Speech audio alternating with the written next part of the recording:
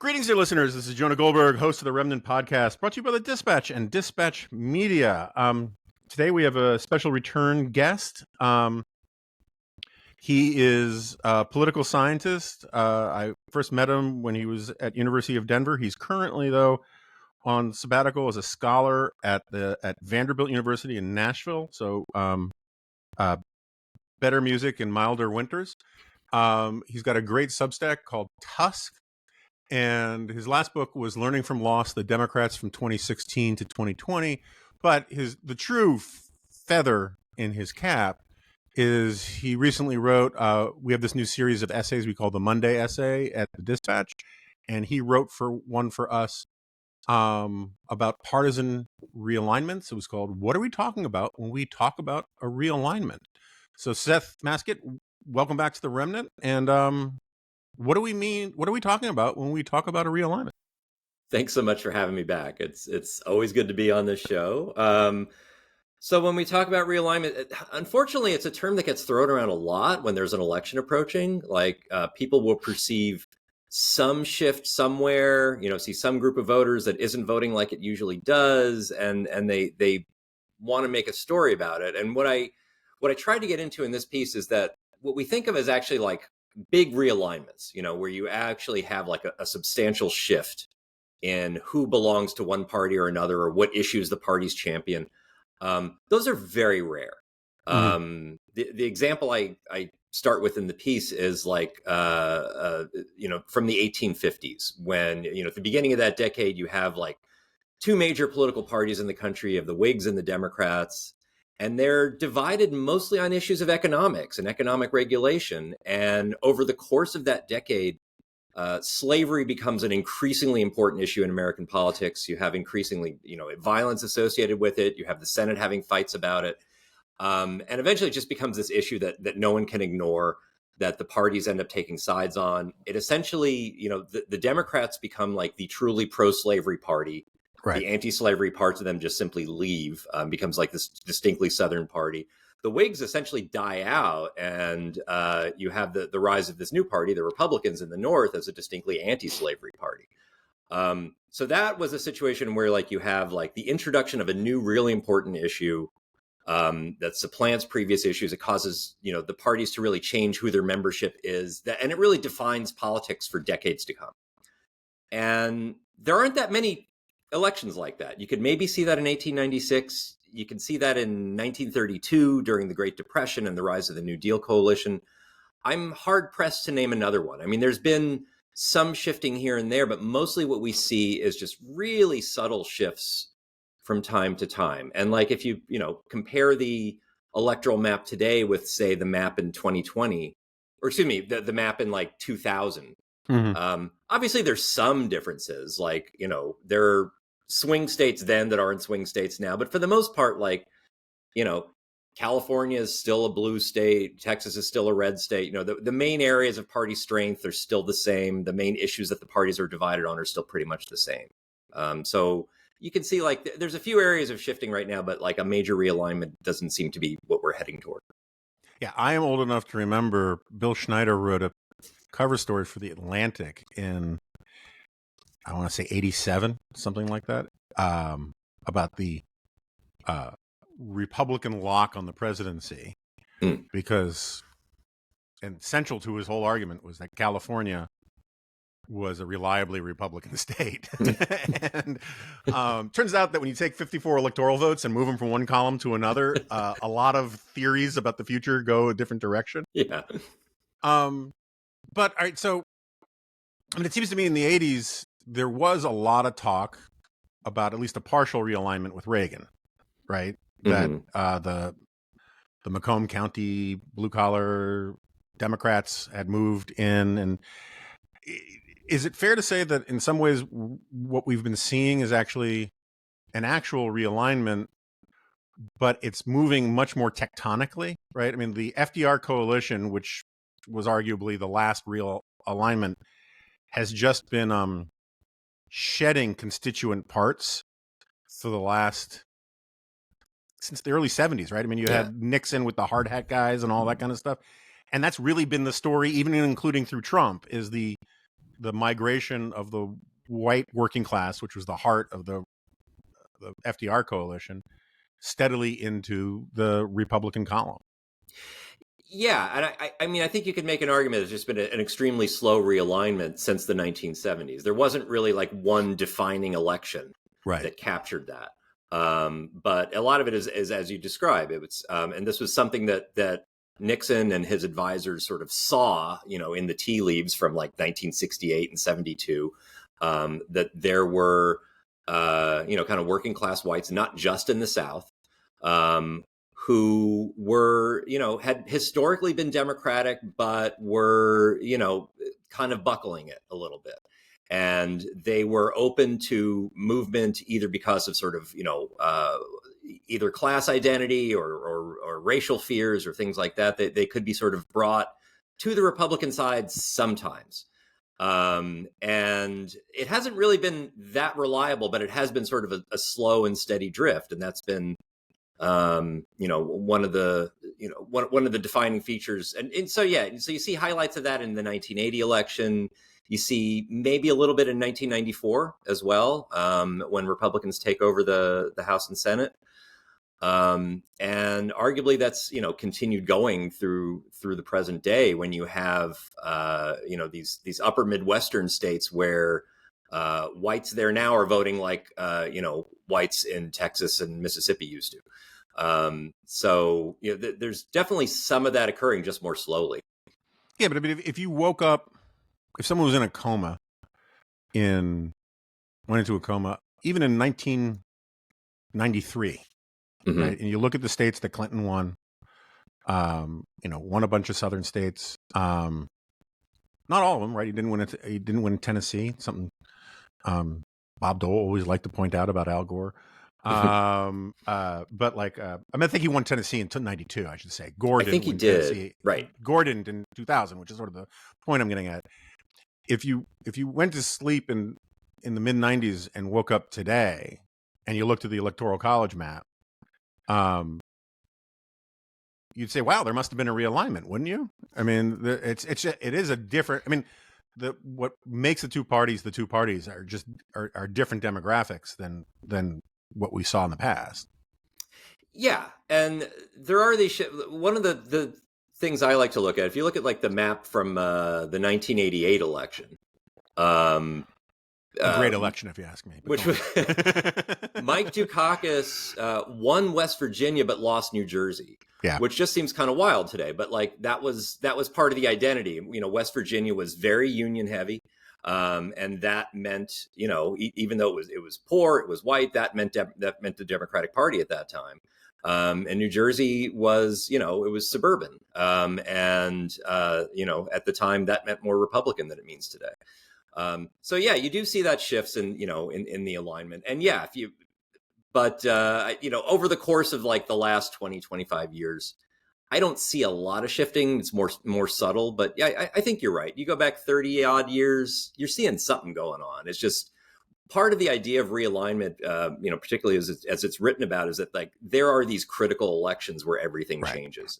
And those are incredibly rare. But we're sort of seeing some of that today. And this is, some of the news coverage over the last few months has been about, are we seeing some Black voters drift away from the Democratic coalition?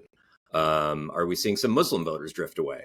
And you also have this sort of, complex factor where you have like, Liz and Dick Cheney backing, liberal Democrat Kamala Harris. Does that represent anything long term? I don't think it does. Yeah. But there's definitely some things going on the margin, and the question is really, whether these represent any sort of, sustainable shifts. Yeah, I mean, it's funny. I mean, I was just Declan Garvey, who was the editor, I think, who reached out to you. He's our executive editor. I told him that I was having you on, and he, in the midst of the conversation, he said he'd been wanting for a long time to write a piece about the GOP's The Ship of Thesis, which, for people who don't know, I just wrote a thing about it. I took the idea and ran with it. Ship of Thesis is this classic thing in Greek mythology about how, and philosophers use it as a stand-in sort of symbol for this idea that, so the Ship of Thesis was would go on these long cruises, and they would replace all the bits and pieces of it as needed, to the point where there was nothing from the original Ship of Theseus left. I compared it, like, Harry Anderson used to have this bit where he would juggle an axe, and he would take out this axe and he would say, "This is actually George Washington's original axe that he used to chop down the cherry tree. The blade broke years ago and had to be replaced, and then just last week the handle broke and I had to replace that. But platonically, it is George Washington's axe, right?" And it seems to me you can make a similar case about what's happening to the parties to a certain extent, insofar as the GOP has, again, accelerating this trend that we saw from the 1930s with the FDR coalition, but the GOP in fairly short order has traded, and I don't mean this as a normative thing about the value of these human beings. I mean it just simply in purely psephological terms. The most valuable voters out there, which are like married, suburban, college-educated couples who want to send their kids to college, who vote in midterms, who vote reliably, who do early voting and all that kind of stuff, for this sort of reserve army of non-college educated, rural, heavily rural, working class voters. And what's interesting to me about that, I mean, I don't know many people who disagree with that in principle, and whether or not those suburbanites are going to stay Democrats or come back. But, you know, I think if Nikki Haley were running as a Republican, a lot of those guys would come home, and maybe a lot of those white working class people would stay home, and you'd have a different electorate, and that's all fine. But what's interesting to me about it is, when do we start seeing a Democratic Party respond to the interests of those voters the way the Republican Party tried to when they were reliable Republican voters? And like, that would be part of one of these long rolling realignments, is where the parties actually change positions based upon a different coalition. But it seems like right now it's too soon for that to happen. But I mean, would you anticipate that happening? Where would I anticipate what happening? Well, so like, I mean, what's interesting. So I guess I'll rephrase it. So okay, you can see how Republicans are changing to fit the non-college educated working class voters, right? You have Marco Rubio coming out for industrial policy done right, and all of this, you know, stuff about manliness and tariffs to protect these sort of, you know, legacy industries and that kind of stuff. So you can see that the policy changes are really happening with Republicans, much to my dismay in some cases. You don't see a similar migration of the Democratic Party to cater to what were until recently reliably Republican voters. Or maybe we are, and I don't know what it is. I mean, but like, wouldn't you expect to see the Democrats start bending their policies more to suit that demographic? I mean, or does Trump just, the issue of Trump is sort of like the issue of slavery right now? It's the only issue that would get, you know, like slavery was an issue that would get a Democrat who was against slavery to vote Republican, right? And it would get a Republican or a Whig who was in favor of slavery to vote Democrat. It's the kind of thing that would move you out of your coalition. Trump is a similar issue that it moves people out of their coalitions. So you get Liz Cheney endorsing Kamala Harris. And the question I have is eventually Trump goes away. Does the migration of these suburbanite, once reliably Republican voters change the Democratic Party? Is it changing the Democratic Party?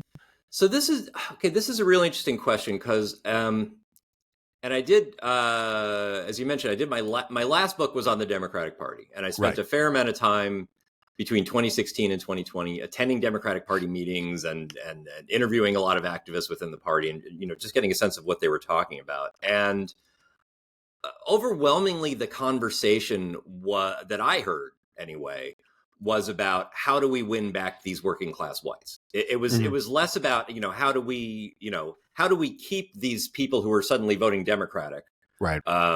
And more about how do we, you know, build up the New Deal coalition again, which in some ways I think is kind of a fool's errand, in the sense that the New Deal coalition was always absurdly big. Right. It was always, kind of weirdly historically contingent on a number of strange things, like, the Great Depression, plus this historical fact that conservative Southern whites were voting against Republicans because they were angry at Abraham Lincoln. That just wasn't going to last forever. You also have the personal popularity of FDR, which right. is the most comparable thing Yeah. to the Trump thing, right? Is that there was an element of cult of personality thing about FDR. But this is, and I'm going down one of these rabbit holes here. I can just feel it happening. But That's fine. I sometimes teach this class on politics of the 1970s, and one of the books we use in that class is Hunter Thompson's Fear and Loathing on the 72 campaign. Mm-hmm. The end of that book, he's got this great interview with George McGovern. And it's actually it's a really good interview. Like it's a smart discussion that the two of them have. It's one of the most lucid things Hunter Thompson has in there. And that's a low bar. But that's exactly. But, yeah. But they talk about this. It's after McGovern has lost hugely in 72, and McGovern's asking what happened there? How did you lose all these Democratic votes?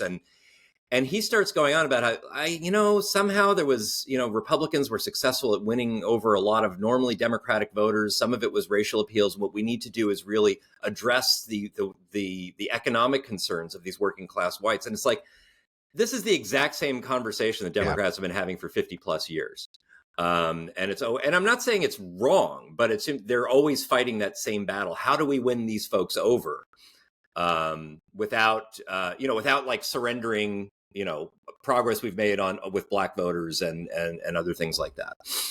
I don't think they've really figured that part out. But when I was listening there were a bunch of meetings I attended in 2018 when the Democrats were arguing about what do we do with superdelegates? What do we do about, the Bernie Sanders voters and the new progressives that are there? And how do we keep sort of, other sort of longstanding coalitions in the room? A lot of the argument is how do we win back the working class whites who voted for Trump in 2016, but had voted for Obama previously? Right. So the focus, I think, stays on those folks. And I don't know, maybe they just don't want to have the conversation about can we keep these folks who are voting with us because they're angry at Trump right now? I don't think we have a great, this is partially getting at the question of what does a post Donald Trump political system look like? Yeah. And that's a whole bunch of, that's a thorny mess right there. I don't think we have a great sense of what either party looks like once he's out of the picture. So this might be a bit of a rabbit hole, and I want to be clear. You're as far as I can tell, a moderate Democrat, middle of the road guy, right? So I don't mean this about you, but I do have technically unaffiliated for what that's fine. Worth. Yeah, all I'm saying is that I sometimes wonder if one of the problems that political scientists get themselves in is that their models for understanding politics, and I could be completely wrong. This is just an impression that pops in my head, sort of a rabbit hole thing, but is so mired in an understanding of politics. I'm not saying it's Marxist, but it emphasizes economics disproportionately to the reality, right? You had the Thomas Frank, and I know he's not necessarily a political scientist, but the Thomas Frank thesis was that, in What's the Matter with Kansas, was that white working class voters in Kansas get their economic interests wrong, right? And because they vote on cultural issues and all these kinds of things. And it feels to me when I read a lot of technical political science stuff that there are a lot of assumptions maybe built up around the New Deal era that the way you move voters is primarily through economic interests. And I'm by no means dismissing the fact that sometimes that's true. My point is that I think sometimes it feels like political scientists miss that sometimes it's not true. And they have, in part because of the cultural milieu they're from, they think appeals to culture particularly from conservative candidates, which are sometimes icky, but they're not necessarily always icky. Sometimes they're just legitimate issues. But they don't give them the analytical respect that maybe they deserve, given how successful conservatives have been using those kinds of cultural issues. Does that make sense? No, I agree with your critique. I don't really think that applies. Well, it definitely applies to some political scientists. I would say we're not a monolith on this. This is a problem which, like, honestly, Thomas Frank's "What's the Matter with Kansas?" I enjoyed that as a book. I think it's an interesting book. There's some fascinating material in there. But that was one area where I had a real bone to pick, where he was, as you described, he was saying Republicans have sort of tricked these folks into voting against their true interests. Right. And economics is an interest. It is not people's sole interest. Right. Sometimes they're going on cultural things. Sometimes it is about race. Sometimes they have a set of winners that they want to prefer over some other set of people. And just, having a higher or lower tax burden or something like that is not necessarily the only interest they're thinking about. And yeah, I do agree that some folks miss that. So I think you and I are not really hugely disagreeing on that one. Yeah, no, I'm just kind of curious on your take on it. I mean, and it seems to me that there's an analogous error that informs the Democratic Party on this stuff, right? Which is that, how do we get the white working class back? Well, let's give organized labor, more of what it wants, right? And there's this abiding frustration among Democrats that they get these handshake deals with, the union leadership for the Teamsters or whoever, but the rank and file don't vote on that stuff. They vote on on cultural things and all the rest. And it seems like that model of providing deliverable votes based upon economic interests has broken down, and the Democrats have not figured out, or they figured out but they refuse to do it, how to adapt to that. I think that's right. And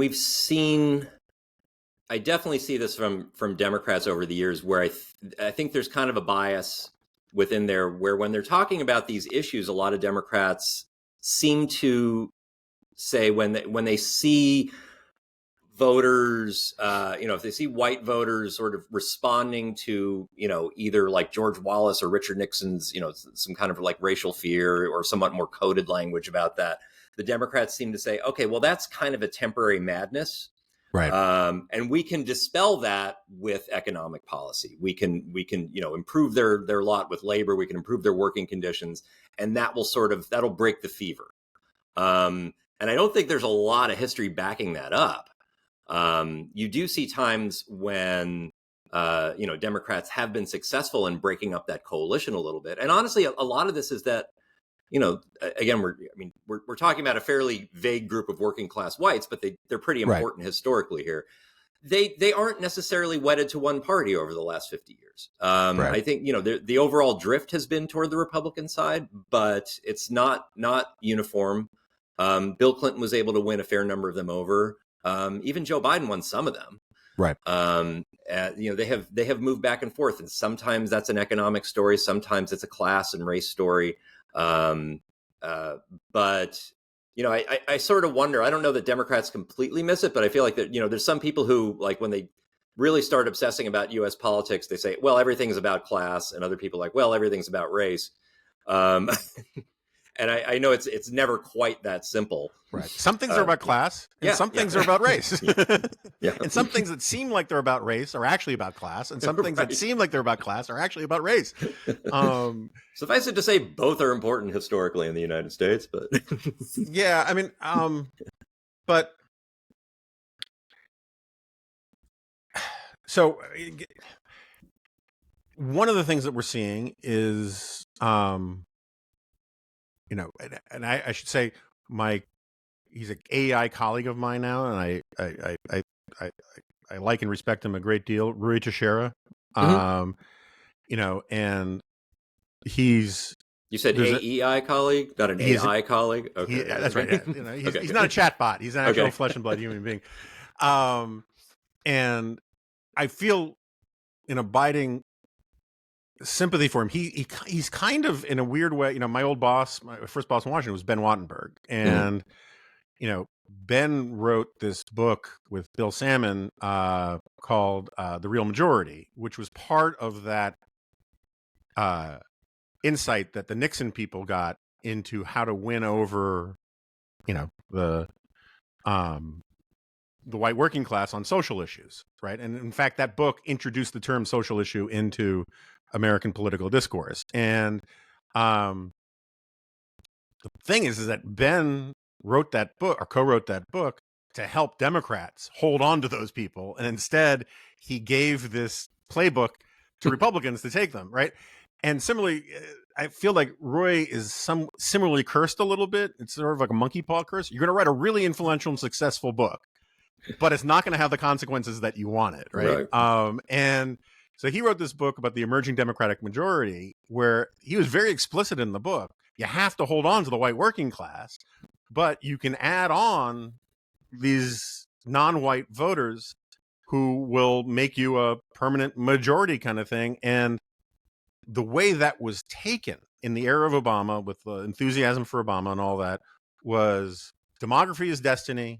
We're going to become a non-white country. Non-white people are Democrats by some sort of, I would argue, not intentionally racist, but a weirdly deterministic understanding of these things. And so they took on policies that, boosted immigration and all these kinds of things. And now you're seeing a lot of those very voters, with Hispanics, they're not necessarily all becoming Republicans, but they're not reliably Democrats, and they're certainly not reliably sort of left of center woke, Democrats. My understanding is that the Trump team thinks that those transgender ads that they're hitting Kamala with, the real point of those is going after African American men and Hispanic men for whom they have real impact. And it feels like there was this bad bet on a realigning demographic play that is kind of biting them in the butt. I think there's a huge amount of, demographic destiny conversation that came out of that, and like a lot of other scholarship and democratic consultants and others who are just like, well, if you can just get more Latinos voting, if you can just convince them of the urgency, they're going to vote your way. I mean, these things are not written in stone.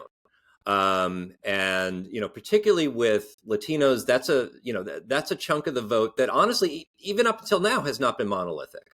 George W. Bush didn't win a majority of them, but he did pretty well. I think like upwards of 40% in 2004.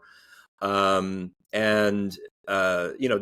a fair percentage of that group that has voted Democratic historically, but that doesn't necessarily mean they're all that liberal, particularly on a lot of social issues. The Black vote is particularly fascinating. I mean, there's a book I often reference by Cheryl Laird and Ismail White on that looks called Steadfast Democrats. It's about the how the Black vote has been something like 90% Democratic for the last 50 or so years. But it looks at the nature of that vote, and that among those Black voters, something like, maybe 30% of those describe themselves as conservative. Yeah. But they vote Democratic for different reasons, not for economic reasons, for social reasons, because there's a lot of social pressure within that community to vote Democratic. And that's not written in stone. That does not have to last forever. That, the Black vote was once a reliably Republican bloc. Many, many years ago, but that can shift. The question is, what actually causes it to shift? Is that happening now? And if they leave the Democratic coalition, is it for Trump? Like, I have a hard time believing that this is the time and that's the guy, but maybe, right? I mean, weirder things have happened. Yeah. So, I mean, I don't mean to make you wear a pundit hat here, but like, we're doing, I'm a CNN guy, and we're constantly talking about Kamala's weakness with Black voters or Black men and all this kind of stuff. And she just did that Charlemagne the God show, which I got to figure out how I can change my name. So like I'm, Jonah the deity or something. But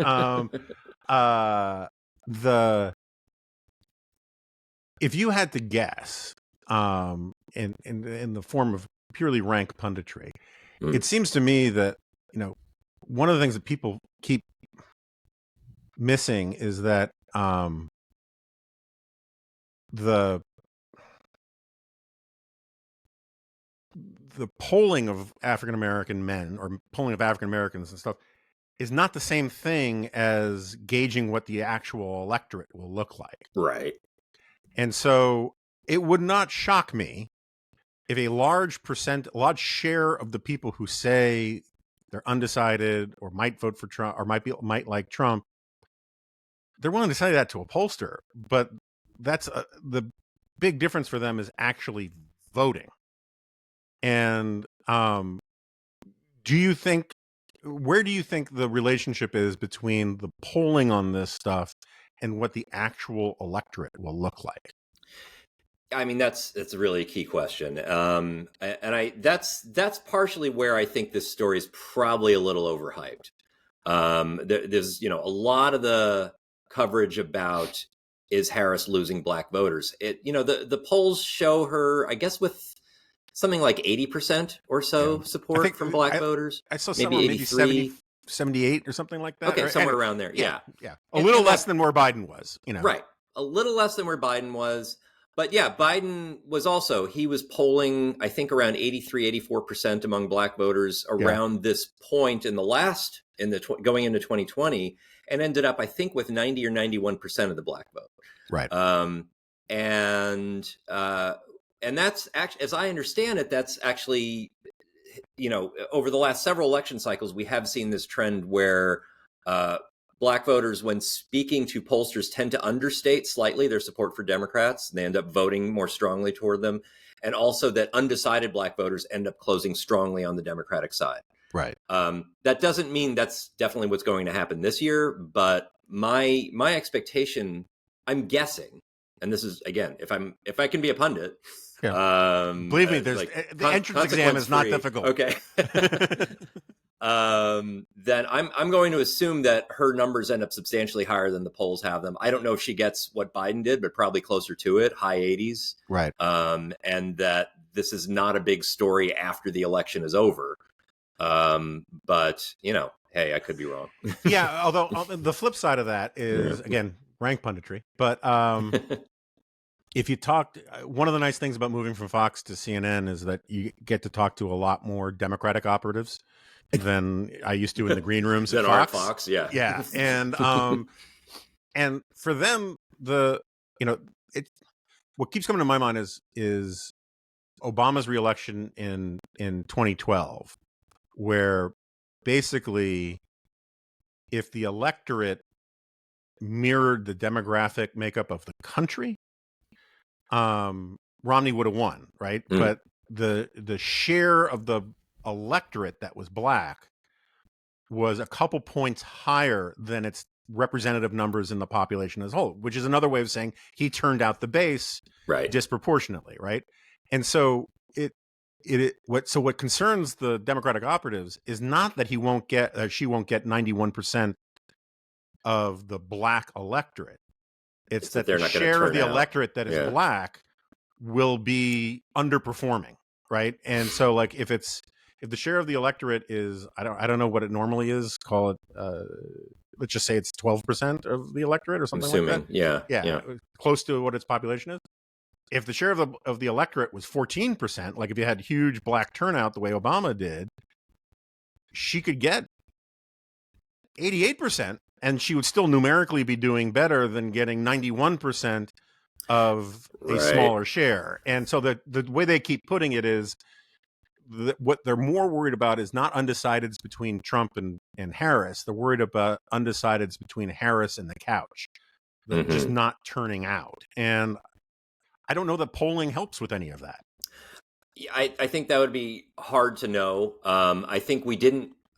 2012 is a great example because my understanding is that pollsters actually underestimated a lot of the black turnout that year, that it ended up being a lot stronger than people expected, and which turned Obama had something like a 1-point polling lead, and it turned into like a 4-point election victory.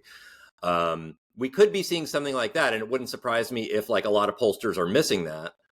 On the other hand, it's also perfectly, it is plausible that she is not doing as good a job in turning out black voters that Obama did. Right. And that's something we really won't know for another month.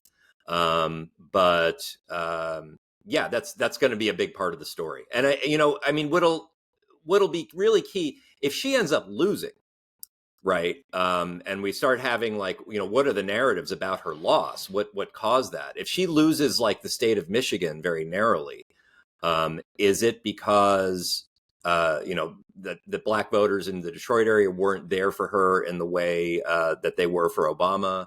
Or, is it because of, Arab American or Muslim voters who didn't want to turn out for her because they're angry at Joe Biden about Gaza or something? I mean, there's a number of competing stories there. But very often people of color get the blame when something like that happens. So this is a weird question. Among the political scientist types I know, I weirdly know more pollster types than I know political scientist types, but I know a healthy dose from both sides. And there's sort of like Dominicans and Franciscans and like rival, they're rival orders in the sort of the same industry. And they put emphasis on different things. And so I'm just kind of curious, like, what do you think about the current state of polling? Like, this is a subject that is of endless conversation among pundit types and pollster types about, if you listen to 538, which for reasons having to do with original sin, I do. It's supposed to be the most fascinating question in the universe. I'm not sure I'm there, but do you think polling, if you had to guess, do you think the polling is going to be proven to be fairly accurate this time or not? And any other gripes you have about pollsters? I like internecine squabbles. No, I have a lot of sympathy for pollsters because first of all, like, the fact that polls are as accurate as they've been in recent years is, I find nothing short of miraculous, considering what the response rates to pollsters are these days. That and they're changing technology and phones and all that. Yeah. Yeah. I mean, 1 in 50 people or so will actually pick up the phone and talk to a pollster these days. And, the fact that they can still somehow get a representative sample is nothing short of amazing to me. But they're still responding to this recent problem where in 2016 and 2020, they didn't have huge misses, but they missed, 3 to 4%. They underestimated Donald Trump's vote share. And that really haunts them, for rightly. Right. But, in part, and again, 3 to 4 percentage point misses are not huge historically for the polling industry. But the fact that we're in an election in an era where elections are settled by around 2 points, that means, they're going to sometimes get it wrong. And it's also something that the fact that they've done it twice, roughly the same size error with the same candidate, and they thought they'd fixed it for 2020 and they hadn't. Right. So they're grasping and trying to correct for that now. And I know there's a bunch of pollsters. I was just talking. I have a podcast. I should have mentioned that for the plug at the beginning of your show. A podcast called Power and Flower, with a Democratic political consultant named John Hagner.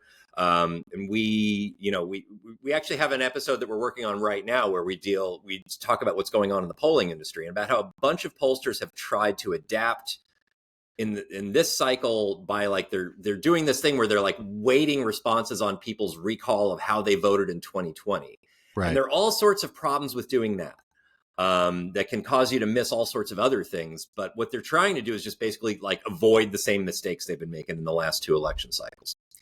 And as John made the point of saying, there's probably as good a chance that they are overcorrecting than that they're undercorrecting. Right. And we just won't know for several more weeks.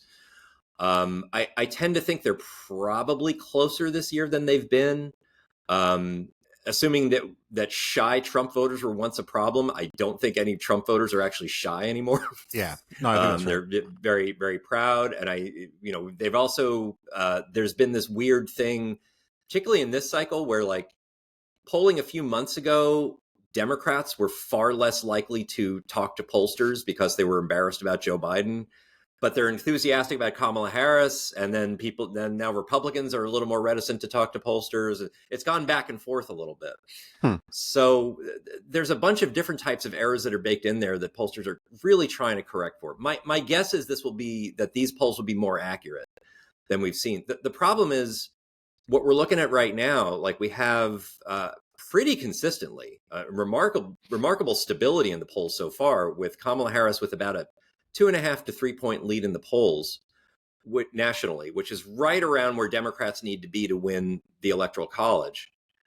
And we're just it's not going to get any better than that, right? It's not going to get any more accurate. We're not going to be able to drill down anymore.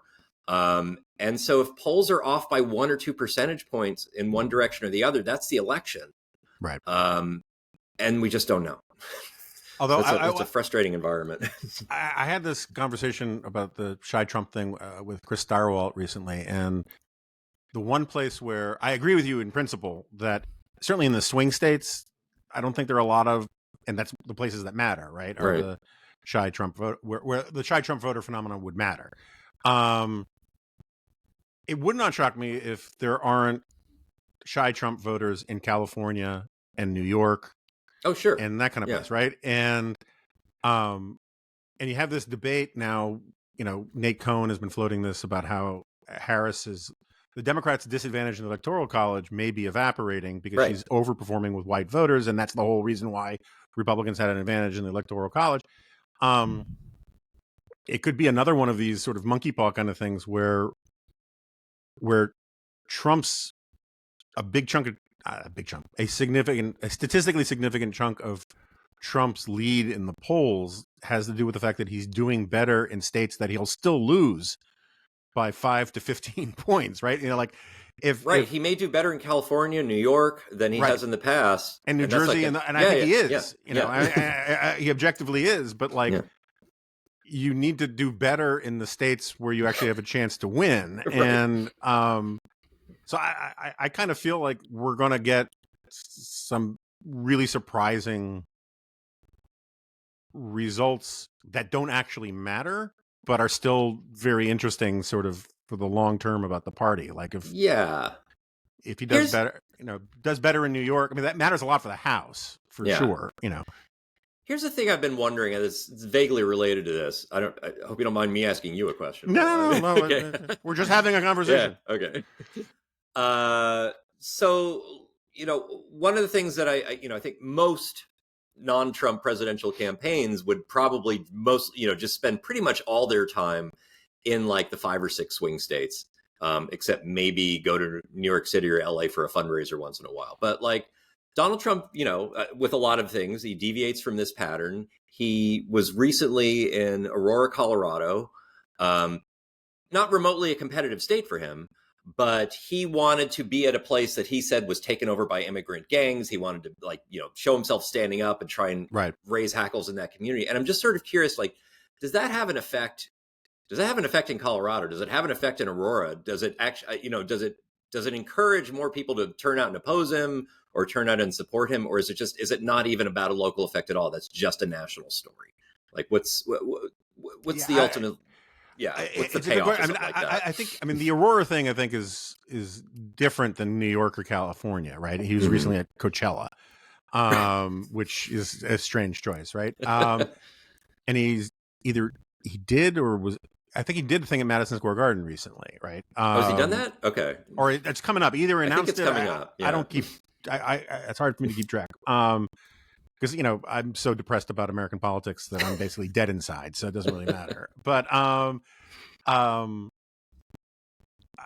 think that there's one variable that is I'm not forthrightly declaring this, but I think it's something worth considering. Is that I think Trump has gotten to the point where he has convinced himself he actually did win in 2020, right? Oh, he finally actually believes his own. Yeah, I Okay. think he's always had this weird, like he's in that deposition in that lawsuit years ago. He said his net worth depends on how he feels in a given day, right? I mean, he does have this ability to construct universes around him and stuff. It would not shock me that part of his brain says, because I heard him say recently that he actually won California, but it was stolen from him. And wow. Okay. and I think we both can agree he did not win California. I mean, if you want to argue about Philadelphia or something like that, that's that. I mean, I don't think he won there either. But but he did not win California. But it seems to me like he may not say it to his campaign, but I think that he thinks that these states are in play for him. I mean, Karl Rove tells the story about how when he met with him in the 2016 cycle, and Trump was like, well, I'm going to win California. They love me in California. And Carl was like, no, you're not going to win California. And I'm going to win New York. It's my hometown. And it's where I'm from. They love me in New York. No, you're not going to win New York. So to the extent that they every now and then let the baby have his bottle, that might be a factor of it. But I think the bigger factor is like the Aurora play, which is they're running a national campaign and they have this theory that the gettable voters are watching Fox or Alex Jones or Tucker or whatever, and you'll get better coverage going into the belly of the beast than you do in the usual places.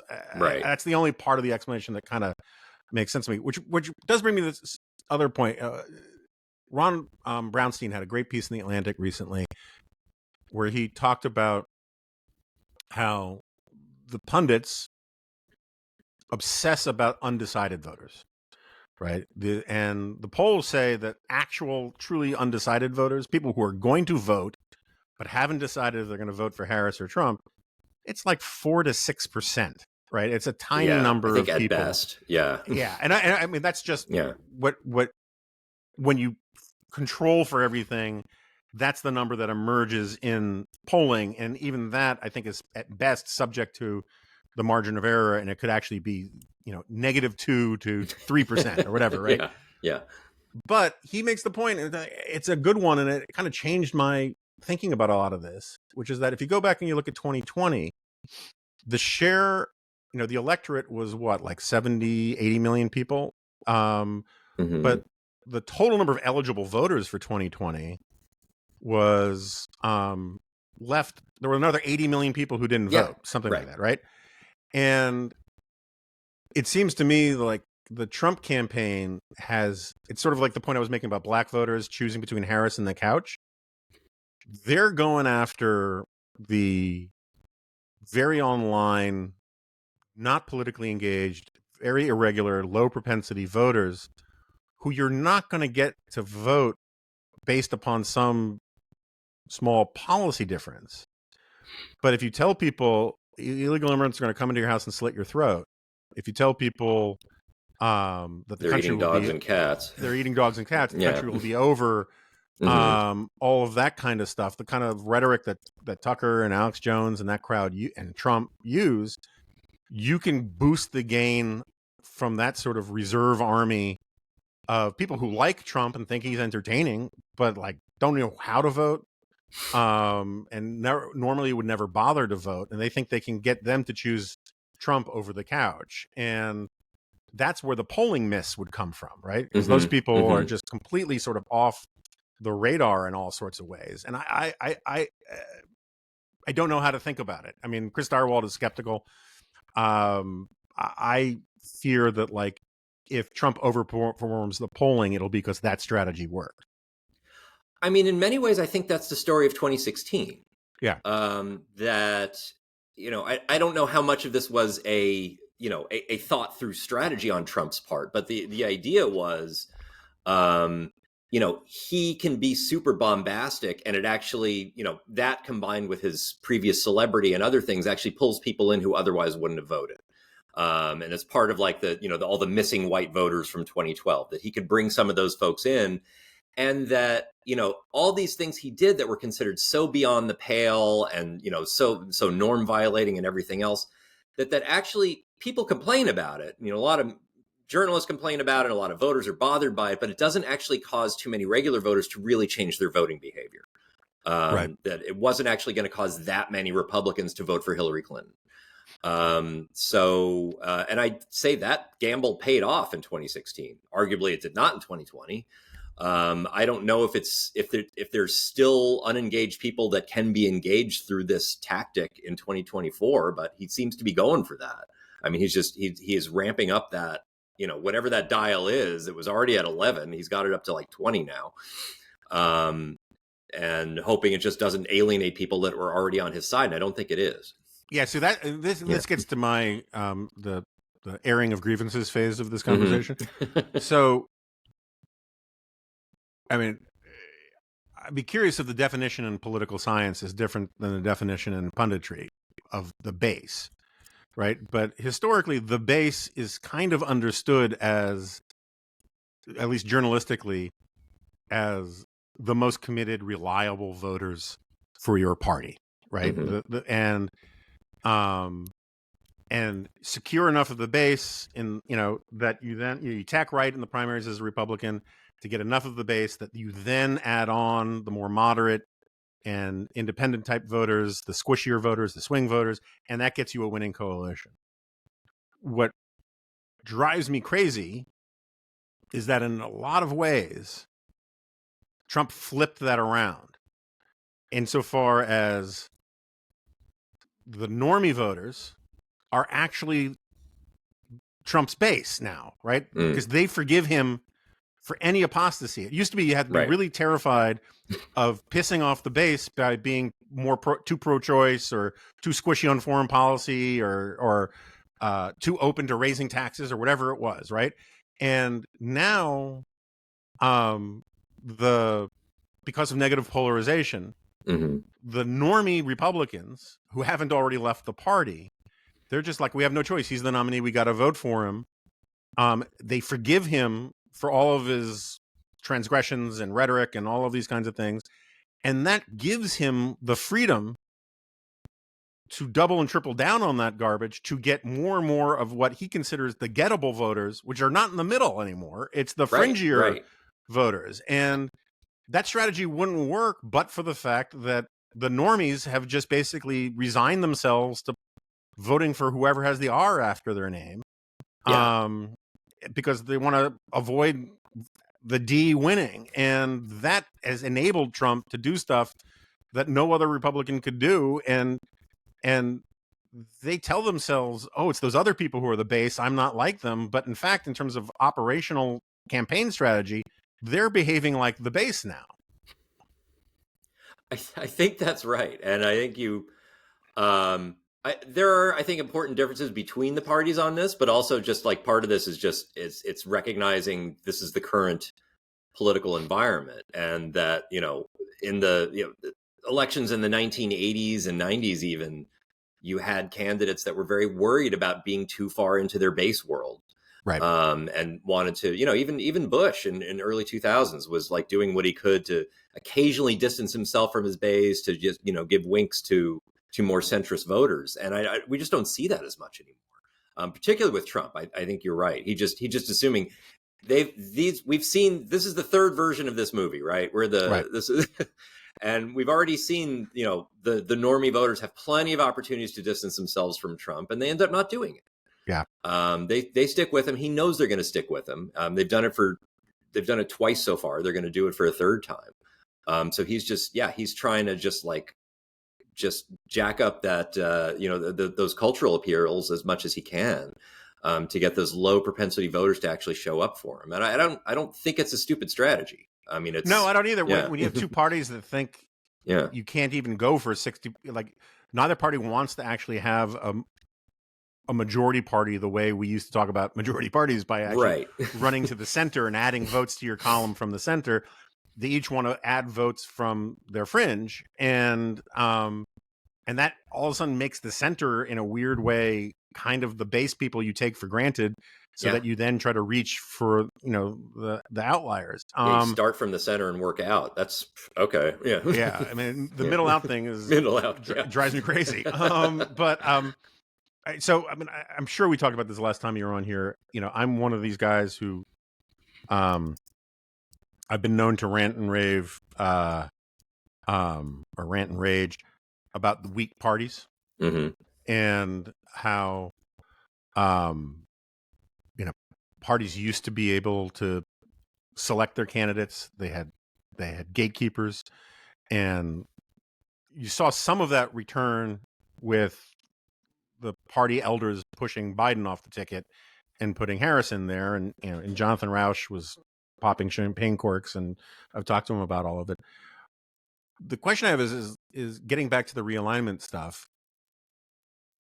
Is it possible that the way we think about realignments is just no longer relevant anymore because previous realignments were in a universe where you actually had strong parties? They're mostly in the pre-primary era.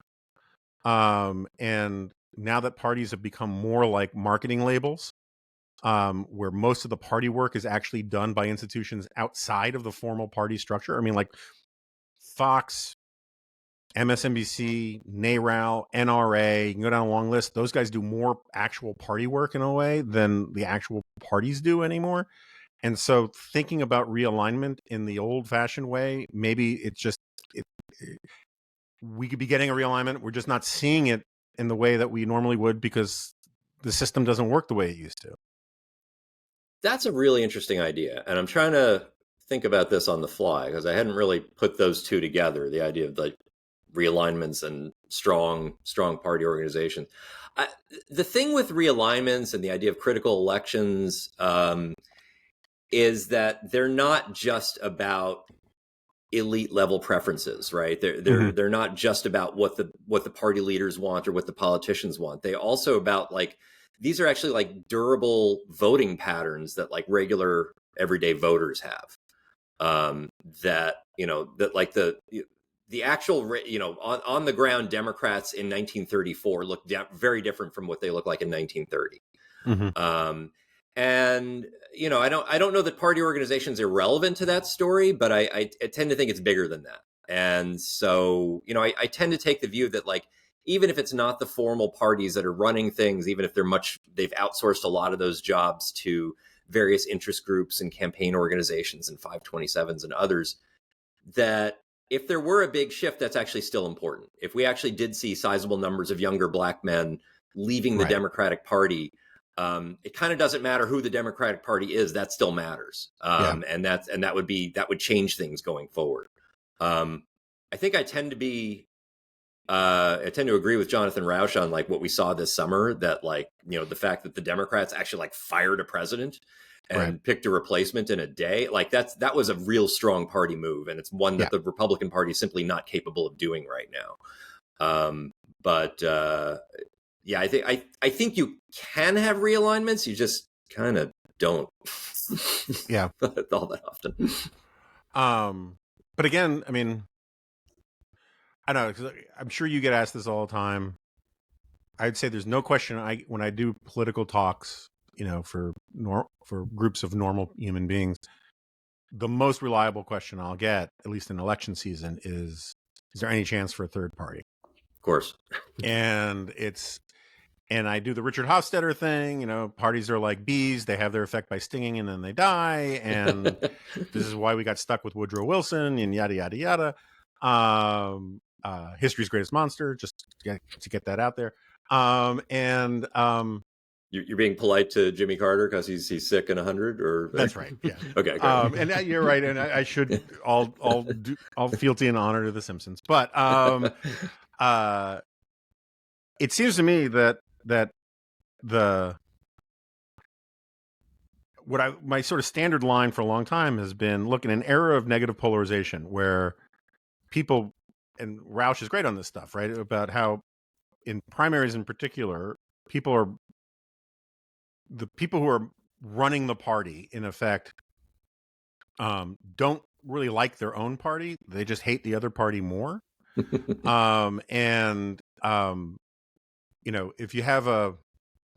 you're a Republican running for Congress or Senate in a very red district or state, and you say to that audience, in a primary debate, when I go to Washington, the first thing I'm going to do is work with people across the aisle to help the people of my state or my constituents.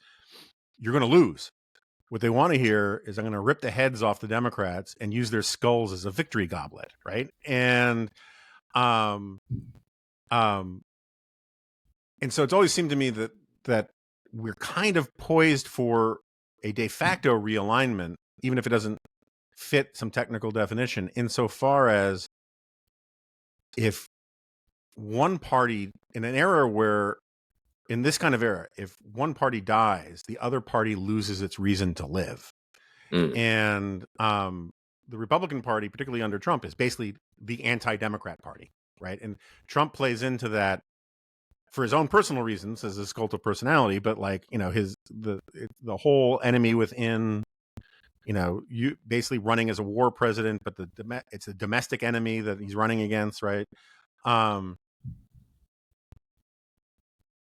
I could see it working and him getting reelected, and then the Democratic Party kind of implodes on itself as it tries to figure out what it's actually for, or I could see it failing and the Republican Party kind of implode on itself. And I don't think that the Republican Party necessarily would change its name, but it could be the coalitions that make it up could be just very different. And we've certainly been seeing that in slow motion, as we were discussing earlier. And so I feel like we're poised for these parties meaning something very different 10 years from now than what they mean today. But you seem to be more on the side of stability and continuity than I am on this. I mean, I have been anticipating a bigger breakup than has happened. Particularly focusing on 2016. And we may have discussed this, but like an example, a sort of counter example I had going into 2016, where I was sort of wondering what was going to happen in that election. There was an election in Colorado in 2010 where it was the governor's race. John Hickenlooper was first running for governor on the Democratic side. And in kind of a fluke, the Republicans nominated a guy named Dan Mays, who was this very little known Tea Party candidate. And he had just won it just at the last possible second in the primary, and he was kind of nuts. And I hope that doesn't jeopardize your licensing or anything like that. But like he was, he had all these sorts of paranoid conspiracy theories about how the UN was taking over our country, and they were using bike lanes to do it and things like that. That checks out. Yeah. Okay. Sure. Yeah. we'll run the fact checking on that, but a lot of the official Republican Party in Colorado distanced himself from him. And they just said, he's not our real nominee. And they started backing Tom Tancredo as a third party candidate for governor. And so knowing full well, they were splitting the Republican Party on that race, and they were probably losing that contest as a result, which they did. But it also, the party actually did well in basically every other race. Like they won almost all the other statewide races, if not all of them. They just didn't win the governor's race. And I saw that as a model for what could happen nationally in 2016, that it's possible that you have a lot of the party who is really clearly not comfortable with Trump as their nominee. Some of them are distancing themselves from him, and maybe they'll find someone else. Maybe it splits the party, and they just take a loss for this year. And that did not remotely happen. So I was expecting, and also it seemed like 2016 seemed like a pretty good year for maybe a substantial third party vote, since you had two pretty unpopular nominees. Didn't really happen. Which just sort of suggested to me, wow, this two party system can really accommodate quite a lot. And people are just rationalize a lot of what they don't like in their nominee. They just say, well, you know what? It's still better than the alternative. Right. So there's so many cultural things and other aspects of identity that are just reinforcing our party identifications all the time. I don't think this system's going to smash up anytime soon. Now, I could be wrong tomorrow. We'll see. Sure. I'm seeing a lot more stability here than I used to think there was. I think if we're going to see significant breakup, I think you got to actually have to change some of the election systems we have. Some states are starting to tinker with that and trying top 2 and top 4 primary systems. They're trying ranked choice voting, maybe, a few other reforms that could make it more plausible for other parties to do better at the local level. But it'll take, I think, quite a few years of that, maybe decades of that, before we actually see things really undermining what's a really strong 2-party system right now. Well, a really a really embedded 2-party system between 2 weak parties. But right. Well, this is Julia Azari's thing of weak party, strong partisanship, right? And that's been I think that is really borne out in recent years. All right, I can talk to you forever, but I actually have to take my car to the mechanic, and my wife is going to kill me. But I have to ask, when I hear you have a podcast called Power and Flower, it makes it conjures an image of like a hard-bitten political consultant and a hippie. What is the flower in reference to? Is it the flower is FLOUR, and it is because both of us are very into politics, but we also care about baking. We both do a lot of pastry work. My colleague John is actually trained at the Cordon Bleu and knows some serious stuff about how to make croissants and stuff like that. So we always devote the last 5 minutes of the podcast to pastry tips. Interesting. Yeah. Okay, so my wife she got into sourdough with COVID, and and I may be emailing you with some questions because there's some kinds of flour that she can't find, and and this will help ease her anger at me for being late with this podcast. So I may be emailing you with some questions. We'll get into the undergrad flour market if we need to. That sounds cool. Right. Okay. All right, Seth Masket, thank you so much for doing this. We'll put your Substack Tusk in the show notes, a link to your podcast as well, Power and Flower. Sorry, Power and Flower. Yeah, and of course, your wonderful essay for the Dispatch. Thank you so much for doing this. Thank you so much. Good talking to you.